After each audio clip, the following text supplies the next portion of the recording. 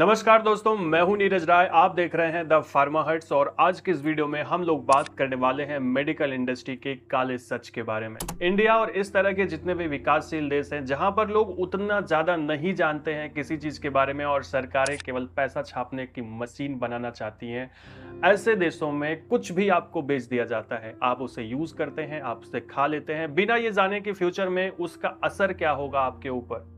कई चीजें ऐसे चलती रहती हैं, कंपनियां ये दावा करती हैं कि वो आपको ठीक कर देंगी, आपकी हेल्थ को अच्छा करेंगी, लेकिन वो केवल और केवल आपके जेब से पैसा कमाती है। और इसमें कमी केवल गवर्नमेंट और कंपनियों की नहीं है, इसमें कमी आपकी भी है। यानी अगर आप कंज्यूमर हैं, आप मेडिसिन लेते हैं, आप कोई भी प्रोडक्ट लेते हैं, तो सबसे बड़ी कमी आपकी है। क्योंकि मैंने देखा है कि कई ऐसी दवाएं जो बैन हो चुकी हैं, लोग उसे भी मांगते हैं मेडिकल पर कि वो आपको मिल जाए, क्योंकि वो आप सालों से यूज कर रहे हैं तो वो अच्छी होगी, पर ऐसा नहीं है। इमेजिन करिए एक ऐसी दवा जिसे लाखों लोग सालों से यूज कर रहे हैं अपने पेट की एसिडिटी और जलन को दूर करने के लिए, लेकिन अचानक से कुछ ऐसा होता है कि विदेशों में यह दवा बैन हो जाती है। America, Australia, European union, Canada जैसे देश इसे अपने मार्केट से पूरी तरह से हटा देते हैं।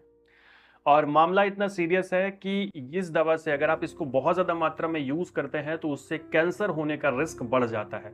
अब सबसे जरूरी सवाल यह है कि अगर ये दवा इतनी ही खतरनाक थी तो आज भी इंडिया के अंदर में इसे क्यों बेचा जा रहा है, और कई जगहों पर इसे खुलेआम बेचा जा रहा है और कुछ जगहों पर इसे धीरे धीरे बैन किया जा रहा है।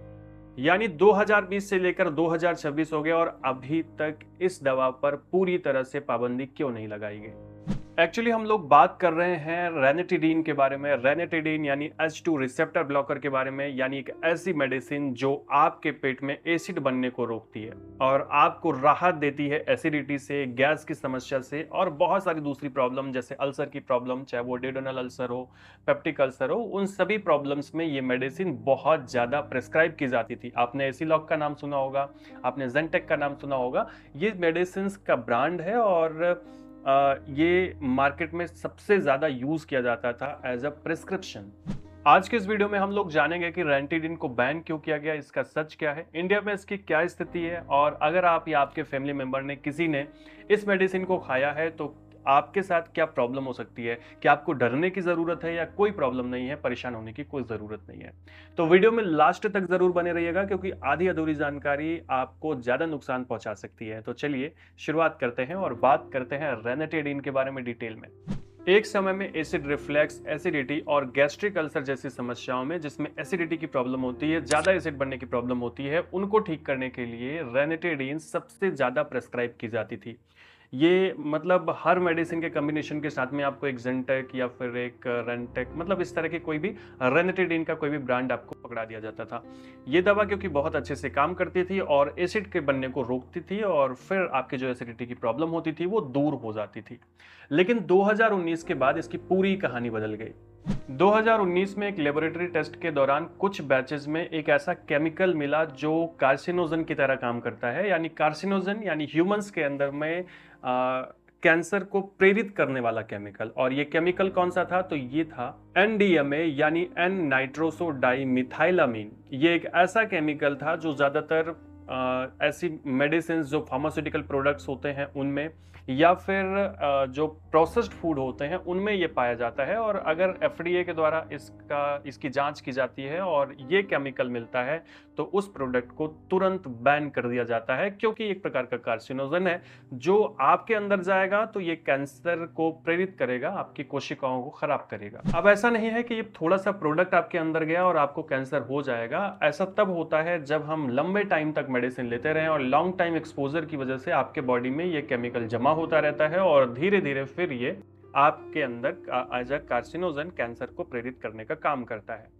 लेकिन कई बार क्या होता है कि ये मेडिसिन्स जैसे ज़्यादातर फार्मास्यूटिकल प्रोडक्ट्स में आपको ये केमिकल मिलेगा, पर जब इसकी जांच हुई तो जो तय सीमा होती है उससे ज़्यादा मात्रा में NDMA मिला, जिसकी वजह से वो बैच बैन किया गया। और फिर ये देखा गया कि रेनिटिडीन के अंदर में ये केमिकल अक्सर मिलता ही है। और जैसे जैसे मेडिसिन की टाइमिंग बढ़ती है, उसकी डेट बढ़ती है, वो एक्सपायरी डेट के नज़दीक आती है, ये केमिकल की मात्रा धीरे धीरे बहुत तेजी से बढ़ती है और जिस वजह से रेंटिडीन को बैन किया गया। सबसे पहले इसे यूएसए में यानी अमेरिका के अंदर में बैन किया गया और उसके बाद धीरे धीरे ऑस्ट्रेलिया, यूरोपियन यूनियन और कनाडा जैसे देशों में अपने अपने तरीके से इसको बैन किया गया। मतलब देखिए, जांच सबने की, सबने सेफ्टी को प्राथमिकता दी और इस मेडिसिन को मार्केट से हटा लिया, विड्रॉल कर लिया और या फिर इसकी बिक्री पर रोक लगा दी। लेकिन अब सबसे बड़ा सवाल ये है कि इंडिया ने क्या किया। तो इंडिया के अंदर भी जो ड्रग रेगुलेटर्स थे उन्होंने इसे बहुत सीरियस लिया और कुछ जो कंपनियां थी उन्होंने अपने जो रेंटेडिन के बैच थे उसको रिकॉल करवा लिए, उसको दोबारा से वापस बुलवा लिया और कुछ ने तो प्रोडक्शन ही बंद कर दिया। लेकिन नेशनल वाइड अभी तक जैसे यूएसए में या दूसरे देशों में रेंटेडिन को बैन किया गया, उस तरह से इंडिया के अंदर में इसे बैन नहीं किया गया। लेकिन कुछ जगह ऐसी हैं जहां पर आसानी से आपको रेंटेडिन मिल जाती है। अगर आप अभी भी ढूंढने जाएं तो मार्केट के अंदर में आपको आसानी से रेंटेडिन मिल जाएगी।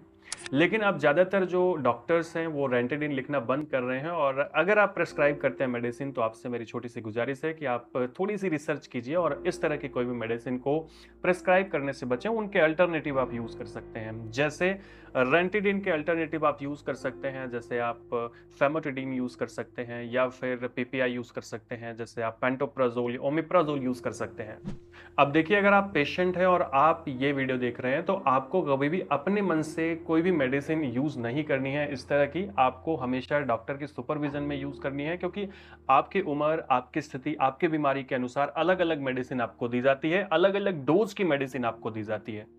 वहीं अगर बात करें, अगर आपने रेंटेडिन लिया है, आज लिया है, कल लिया है या बहुत टाइम से ले रहे हैं, तो क्या आपको ऐसा कुछ रिस्क हो सकता है? तो अभी तक कोई ऐसा पेशेंट नहीं मिला है जिसको रेंटेडिन लेने की वजह से कैंसर की प्रॉब्लम हुई हो या जांच में ऐसा पता चला हो। तो आपको डरने की ज़रूरत नहीं है, बस सावधान रहने की ज़रूरत है कि लंबे टाइम तक अगर आप इसको लेंगे तो प्रॉब्लम हो सकती है। अब देखिए, इस पूरी कहानी से हमको ये सीखने को मिलता है कि अगर कोई चीज़ लंबे टाइम से यूज़ में आती जा रही है तो इसका मतलब ये नहीं कि हमेशा वो सही है। कई बार रिसर्च से हमको ये पता चलता है कि वो जो हम यूज़ कर रहे हैं वो चीज़ें गलत हैं और किसी न किसी तरह से हमको नुकसान पहुंचा रही हैं। वैसे अगर आपको मैं एक छोटी सी सलाह दूं कि आपको ज़्यादातर मेडिसिन से बच के रहना चाहिए। आप अपने हेल्थ पर ध्यान दीजिए, आप योगा करिए, आप एक्सरसाइज करिए, लाइफस्टाइल पर ध्यान दीजिए, डाइट पर ध्यान दीजिए और अपने आप को मेंटेन रखिए। आपको कोई भी मेडिसिन लेने की ज़रूरत नहीं है। इस तरह का कोई भी केमिकल आपके बॉडी में जाएगा तो ये तो पक्का है कि वो फ़ायदा तो करेगा कुछ हद तक, लेकिन उसके साथ में वो अपना साइड इफ़ेक्ट भी आपके बॉडी के अंदर डालेगा। तो ध्यान रखिए, अपने आप को बचा के रखिए, हेल्दी रखिए और मेडिसिन से बचिए। और अगर आपको थोड़ी बहुत समस्या होती है तो उसके बहुत सारे दूसरे उपाय हैं, उससे आप अपने आप को ठीक कर सकते हैं। पर मान लीजिए, अगर आपके पास कोई दूसरा उपाय, कोई विकल्प नहीं है तो आपको मेडिसिन लेना चाहिए, ये भी है। मतलब अगर आपको लगता है कि आप ठीक नहीं हो रहे हैं तो आपको डॉक्टर से मिलना, उनसे सलाह लेना है और फिर ज़रूरी मेडिसिन आपको लेना है। ध्यान रखें, डॉक्टर्स आपको कम मेडिसिन प्रिस्क्राइब करता है तो ज़्यादा अच्छा है। तो दोस्तों, ये था छोटा सा वीडियो जिसमें हम लोगों ने बात किया मेडिकल इंडस्ट्री इंडिया में सिस्टम कैसे काम करता है, बड़ा उल्टा सीधा तरीके से। ऐसी बहुत सारी मार्केट में मेडिसिन हैं जो केवल इंडिया, नेपाल, अफ्रीका और बांग्लादेश इन जैसे देशों में चलती हैं, बड़े बड़े विदेशों में बैन कर दी जाती हैं, पर यहाँ पे लोग उसको यूज़ करते हैं। क्यों? क्योंकि यहाँ पे उतना रेगुलेशन नहीं है। मैंने बताया ना कि कंपनियां मोटा पैसा कमाती हैं, सरकार भी पैसा कमाती है, पैसा खाती है और ये छुपी हुई बात नहीं है, सब लोग जानते हैं। लेकिन कोई आवाज़ नहीं उठा सकता और कोई कुछ कह भी नहीं सकता। तो ये सारी चीज़ें हैं। आपको केवल अपने आप से जागरूक रहना है। आप अपने आप से जागरूक रहेंगे, चीज़ें आपके लिए अच्छी रहेंगी। तो दोस्तों, ये था छोटा सा वीडियो। इस तरह के वीडियो हम लोग लाते रहेंगे अलग अलग मेडिसिन को एक्सपोज करने के लिए। जैसे अगला वीडियो अगर आप चाहते हैं वीकासूल के ऊपर तो हम लोग उस पर भी बात करेंगे। वीडियो आपको इन्फॉर्मेटिव लगा हो, अच्छा लगा हो तो चैनल को सब्सक्राइब करिएगा। किस टॉपिक पर बात करना चाहते हैं, किस टॉपिक पर वीडियो चाहते हैं, कमेंट बॉक्स में ज़रूर लिखिएगा। मिलते हैं अगले वीडियो में। पूरा वीडियो देखने के लिए धन्यवाद।